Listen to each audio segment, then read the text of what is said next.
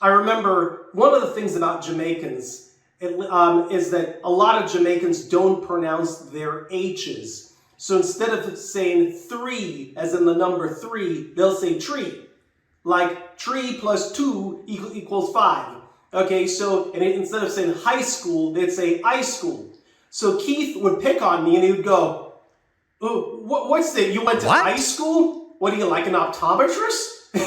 You know, and he would kind of catch me saying it. And so over time, like when I went home to speak with my family, I would speak to them, you know, sort of in the same sort of Jamaican patois, which is the broken English in Jamaica. Even though English is the first language in Jamaica, when you're at home with family, you would speak, you know, patois, which is what typical Jamaicans would speak. And so I found that there was two different languages that I was speaking at the same time. That I was assimilated out on the outside, speaking to my friends, you know, trying to speak as proper as I could, you know, as far as how my friends were talking, you know, American. And on the other hand, when I would go home, when I went home, I actually would speak Jamaican, a mixture of Jamaican and American. And after a while, it became very, very confusing. If I talked to someone from the islands, I'd try to talk like I'm Jamaican, which I am, but I'm Jamaican American now. And then it became such a mess that one day I remember just going, I'm an American. This is how I'm going to talk.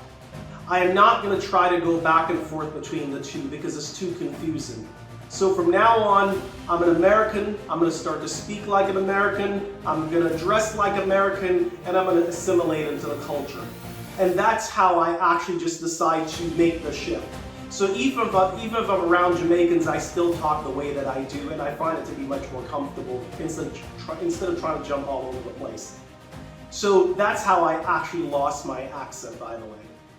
Because a lot of people would hear me on the phone, and they're sometimes when I just got here, one of the other things is that when I got on the phone or I talked to someone, they'd say, oh, especially the African-American kids, they'd say, you know, you talk all proper, you talk like a white person. And I said, what do you mean I talk like a white person? They said, well, because you don't talk in slang.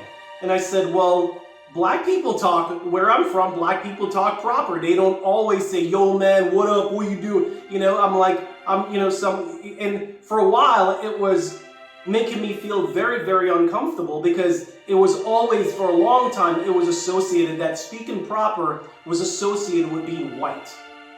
And getting good grades was associated with being white, and it was not as cool. And so, you know, one of the things that I do remember is, you know, I couldn't relate. Let me back up a little bit. So Egado is, he's a Cuban American. Keith was white American. Then I met EZIE, and he was Vietnamese.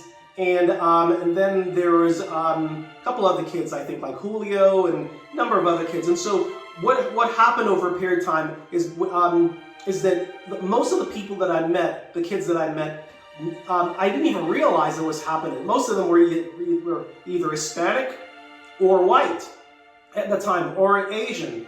And the reason why I actually didn't have a lot of black friends in the beginning, actually none, African American specifically, is because I could not relate.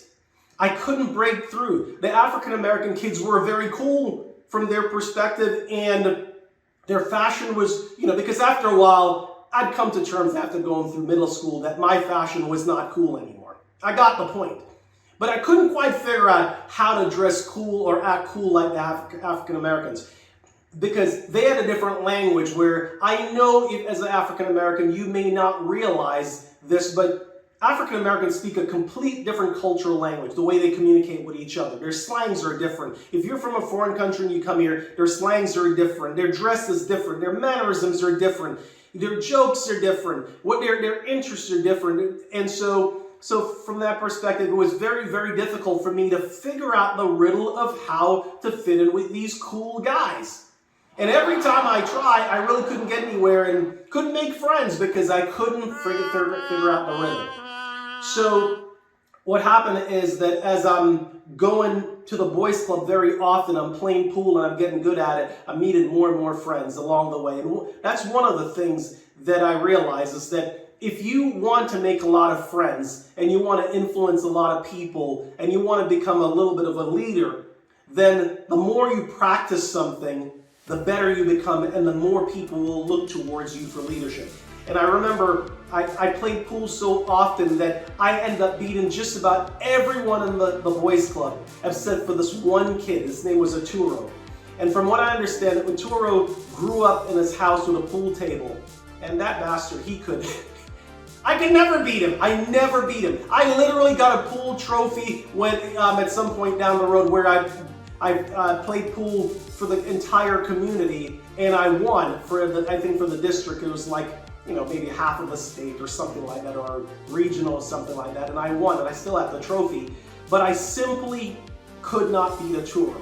And there was one guy, Joe Mike, that I actually played pool with, and I almost beat him. He was a grown-up. He was one of the guys that were the managers there, but I almost beat him, and I could see that he looked like, this kid is getting really good.